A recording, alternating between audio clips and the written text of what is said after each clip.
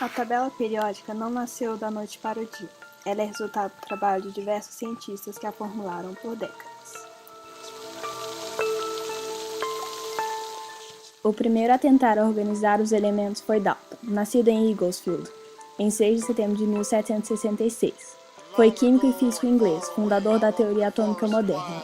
No século XIX, fez uma lista dos elementos químicos que tinham as massas atômicas conhecidas. Entretanto, alguns valores das massas atômicas estavam incorretas devido à ocorrência de erro nos cálculos, o que fez com que não estivessem na ordem atômica certa. Os elementos, porém, foram depois corrigidos por cientistas, e começou-se então o desenvolvimento da tabela periódica.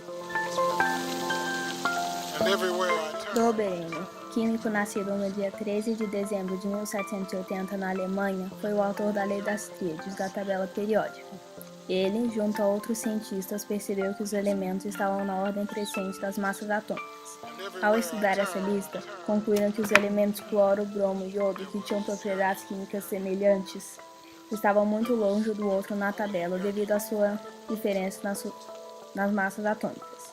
Em 1829, ele teve a brilhante ideia de agrupar os elementos em 3, ou tríades. Essas tríades estavam separadas pelas massas atômicas, mas com propriedades químicas muito semelhantes. A massa atômica do segundo elemento era a média aritmética do primeiro elemento e do terceiro.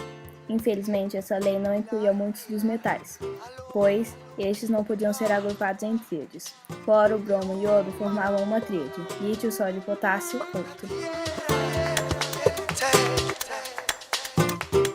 Jean Cantois era um geólogo nascido em Paris, na França, no dia 20 de janeiro de 1820.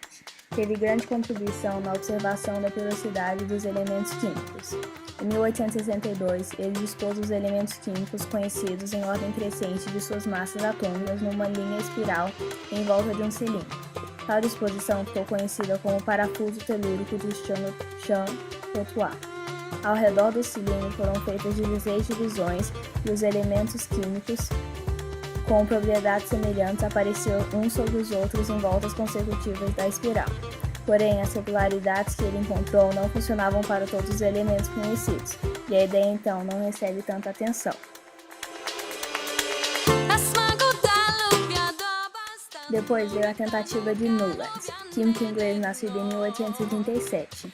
Ele foi um dos primeiros cientistas a propor a concepção da periodicidade dos elementos químicos. Seu objetivo era arranjar num modelo periódico de oitavas, grupo de 8 elementos na ordem crescente de suas massas atômicas. Este modelo colocava os elementos lítio, sódio e potássio juntos. A ideia dele, porém, foi ridicularizada com os 7 intervalos da escala musical, e a Chemical Society recusou a publicação do seu trabalho. Mendeleev foi um químico russo muito famoso e importante e é considerado pela comunidade científica um dos maiores gênios da química. Nasceu em Tobolsk, na Sibéria, em 1834.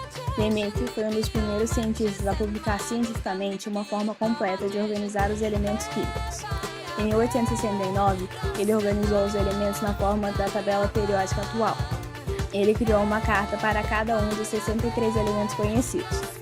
Cada carta continha o símbolo de um elemento e a massa atômica e suas propriedades químicas e físicas.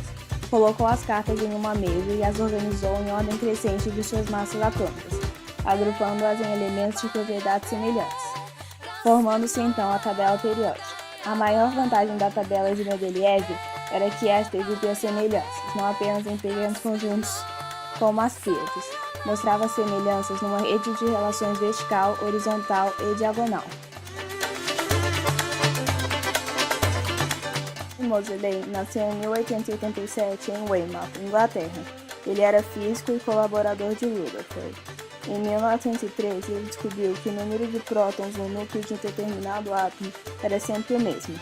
Quando os elementos foram arranjados de acordo com o aumento do número atômico, os problemas existentes na tabela de Mendeleev desapareceram. E, devido ao trabalho de Moseley, a tabela periódica está baseada no número atômico dos elementos. Por que então a tabela atual se difere bastante da de Mendeleev? Com o passar do tempo, os químicos foram melhorando a tabela periódica, aplicando novos dados com as descobertas de novos elementos ou um número mais preciso das massas atômicas. Mendeleev foi o pai da tabela periódica, e foi através de seus estudos que foi possível desenvolver o modelo atual. E Moseley deu um passo muito importante na história da evolução da tabela periódica. Seaborg nasceu em Michigan, nos Estados Unidos, em 1912. Ele era químico e foi o último cientista a fazer uma grande mudança na tabela periódica na década de 50. Ele descobriu todos os elementos transurânicos do número atômico 94 até 102 e reconfigurou a tabela, colocando a série dos actinídeos abaixo da série dos lantanídeos. Seaborg recebeu em sua homenagem o elemento 106, chamado de Seaborg.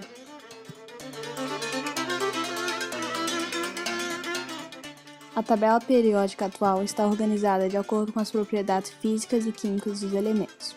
Os elementos estão arranjados horizontalmente em sequência numérica de acordo com seus números atômicos, dando um total de 7 linhas horizontais ou períodos. Cada período, com exceção do primeiro, começa com metal e termina com um gás nobre.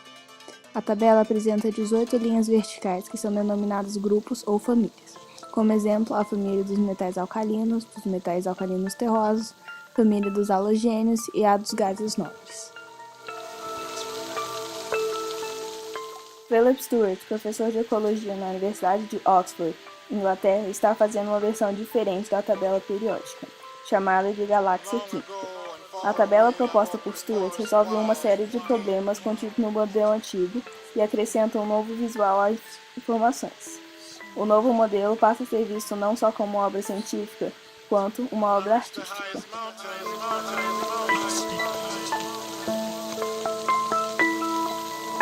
When I swam